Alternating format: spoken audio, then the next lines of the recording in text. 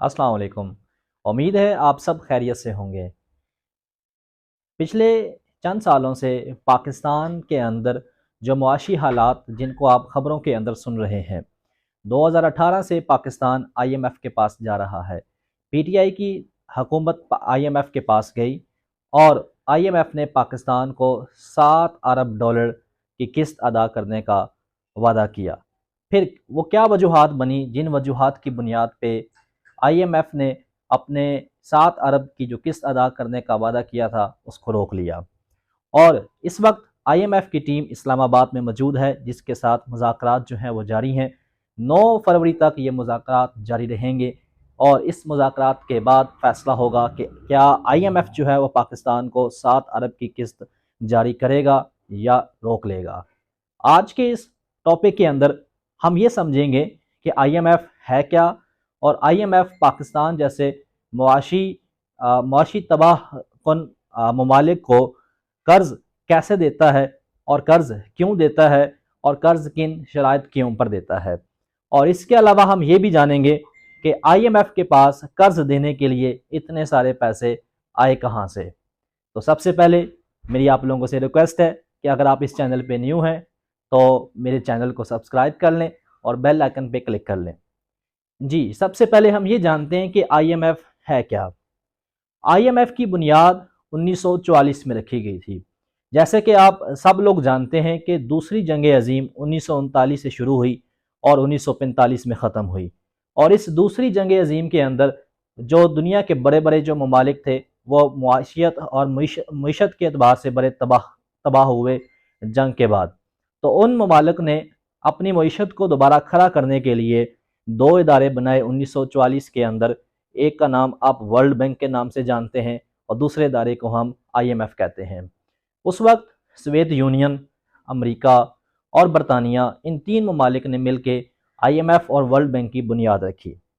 और पाकिस्तान आईएमएफ का मेंबर कब बना और पाकिस्तान जब से आईएमएफ का मेंबर है और अब तक पाकिस्तान आईएमएफ के कितने प्रोग्राम्स के अंदर शामिल है, इसके ऊपर भी हम गुफ्तगू करेंगे। लेकिन सबसे पहले हम आपके इस तजस्सुस को ख़त्म करते हैं कि आईएमएफ के पास इतने सारे पैसे आते कहाँ से हैं और इस वक्त आईएमएफ के पास कितने पैसे मौजूद हैं। बीबीसी की एक रिपोर्ट है कि उस रिपोर्ट के मुताबिक आईएमएफ के पास मौजूदा इस वक्त 1 ट्रिलियन डॉलर आईएमएफ के पास इस वक्त मौजूद हैं, जिसमें से वो ममालिक को कर्ज अदा करता है।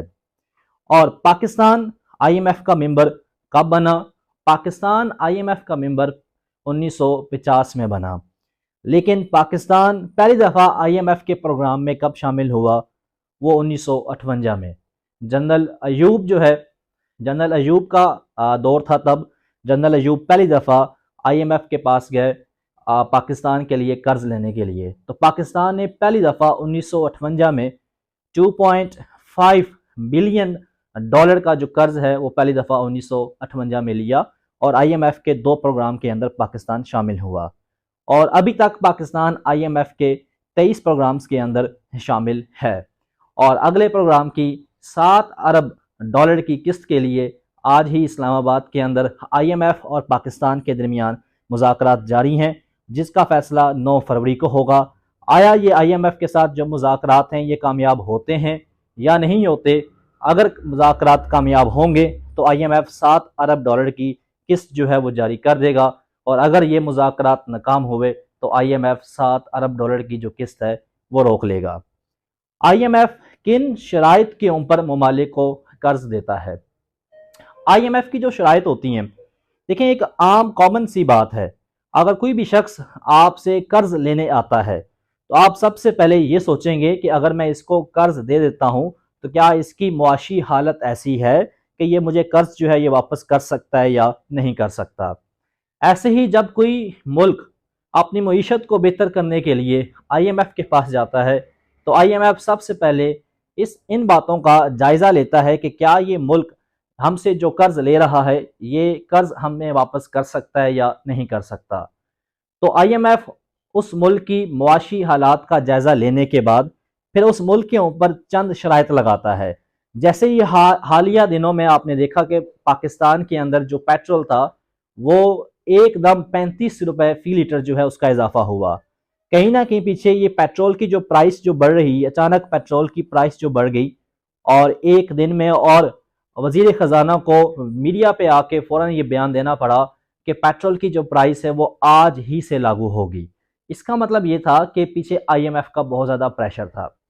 अब पाकिस्तान के पास सिर्फ और सिर्फ एक ही ऑप्शन बचती है दिवालिया होने से बचने के लिए। वो सिर्फ और सिर्फ ऑप्शन ये है कि पाकिस्तान किसी ना किसी तरीके से IMF से 7 अरब डॉलर की जो किस्त है वो निकलवा ले।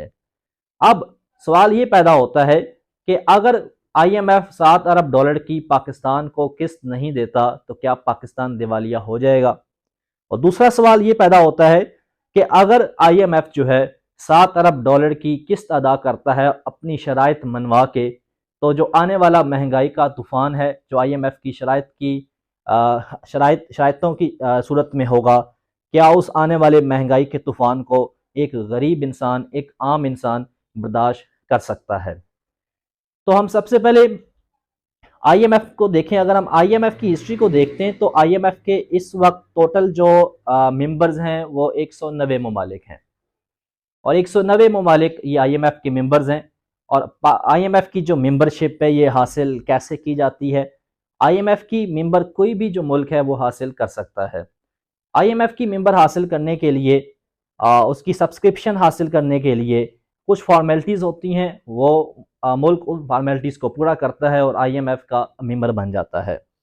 और IMF के जो 190 ममालिक इस वक्त जो मौजूदा मेंबर्स हैं, उन 190 ममालिक के अंदर IMF का जो सबसे ज़्यादा जो मुआशी तौर पे मजबूत जो ममालिक हैं, जैसे अमेरिका है, बरतानिया है और रशिया है और इसराइल है, इन जैसे जो मुआशी तौर पे जो मजबूत ममालिक हैं, इन ममालिक का IMF के ऊपर इस वक्त होल्ड है। और IMF अपने हमारे जैसे जो पाकिस्तान जैसे जो मुआशी तौर पे कमज़ोर ममालिक हैं, इनको कर्ज अदा करता है। और ये जो अमेरिका, बरतानिया, यूरोप और जो इसराइल है, इस जैसे जो ममालिक होते हैं, ये इन पाकिस्तान जैसे ममालिक को कर्ज अदा करके और कर्ज की सूरत में चलाना चाहते हैं। ये जो ममालिक हैं ये पाकिस्तान के ना कभी दोस्त रहे थे और ना कभी ये पाकिस्तान के दोस्त रहेंगे और ना ये दोस्त हैं। ये ममालिक कभी भी नहीं चाहते कि पाकिस्तान के अंदर प्रोडक्टिव सिस्टम जो है उसमें बेहतरी आए। पाकिस्तान को ये ममालिक एक कंज्यूमर कंट्री बनाना चाहते हैं। 1947 से लेके 2023 तक अभी भी तक हम जो हैं वो एक कंज्यूमर कंट्री के तौर पे अभी भी हम मौजूद हैं। हमारा जो प्रोडक्टिव सिस्टम है वो बहुत स्लो है। हम किसी भी फील्ड को देख लें, देखें, हम अगर ज़राअत की बात करते हैं तो ज़राअत के अंदर हमारी जो प्रोडक्ट है वो कम होती जा रही है, हमारी जो पैदावार है वो कम होती जा रही है। हाल ही दिनों में आपने देखा होगा कि हम कहने को तो एक ज़री मुल्क हैं, लेकिन आटे का एक बहुत बड़ा बहरान, और हमारे जो गरीब आवाम थी वो लाइनों में लग के आटा जो है वो ले रही थी। ऐसे ही हम ये समझते हैं कि तवानाई के जो बहरान है पाकिस्तान के अंदर, वो पिछली कई दहाइयों से आवाम उसका सामना कर रही है, और आने वाले दिनों में भी हम तवानाई का जो सामना है वो करते रहेंगे जब तक हम इस IMF के प्रोग्राम के ऊपर अमल करते रहेंगे। देखें, आपको मैं एक मिसाल देता हूं ब्राज़ील की। ब्राज़ील ने IMF से 2001 में कर्जा लिया था। ब्राज़ील जिस तरह पाकिस्तान अभी डिफ़ॉल्ट होने के करीब है, ऐसे ही ब्राज़ील तकरीबन डिफ़ॉल्ट कर चुका था। तो ब्राज़ील के पास सिर्फ एक ही हल था, ब्राज़ील जो है वो IMF के पास गया, IMF से उसने कर्जा लिया और कर्जा लेने के बाद अपनी मुआशी पॉलिसियों को बेहतर किया और अपने जो प्रोटोकॉल था, जो वजीरों का जो प्रोटोकॉल था, उनको कम किया और कम करके, और आपको ये बात मैं बता रहा हूँ, आप हैरान होंगे कि 2001 में ब्राज़ील जो है वो IMF के प्रोग्राम में शामिल हुआ था, 2021 में ब्राज़ील जो है वो IMF के प्रोग्राम से निकल चुका है। तो इन 20 सालों के अंदर ब्राज़ील ने अपनी मईशत को बेहतर किया। IMF के पास जाना कोई जुर्म नहीं है, लेकिन हम 1958 से लेके अभी तक हम अपनी जो मईशत का जो सहारा है वो सिर्फ और सिर्फ IMF को समझ रहे हैं। हम खुद अपनी मईशत को बेहतर नहीं करना चाहते हैं। हमें प्रोडक्टिव प्लांट्स अपने कंट्री के अंदर लगाने पड़ेंगे, अपनी प्रोडक्टिव को बेहतर बनाना पड़ेगा, और अपने कंज्यूमर को हम कंज्यूमर्स जस्ट हम एज अ कंज्यूमर कंट्री जो है वो ना रहें, बल्कि हमें एक प्रोडक्टिव कंट्री की लिस्ट में आना पड़ेगा। IMF असल में अच्छा, एक और मजे की बात मैं यहाँ पे आप लोगों के साथ शेयर करना जा रहा हूँ कि पाकिस्तान इस वक्त 7 अरब डॉलर की एक किस्त को जो है वो देख रहा है, और 7 अरब डॉलर की किस्त जारी करने के लिए आईएमएफ पाकिस्तान के ऊपर सख्त शराइत जो है वो लगाना चाहता है। लेकिन आपको पता है कि आईएमएफ से सबसे ज़्यादा कर्ज जिस मुल्क ने लिया है वो मुल्क है अर्जेंटाइन। अर्जेंटीना ने 2018 में आईएमएफ से 57 बिलियन डॉलर की किस्त जो है वो एज कर्ज के तौर पे वो आईएमएफ से ली थी, और पाकिस्तान 7 अरब डॉलर की किस्त आईएमएफ से लेने के लिए आईएमएफ के सामने घुटने टेकने जा रहा है। Thank you so much. अल्लाह हाफिज़।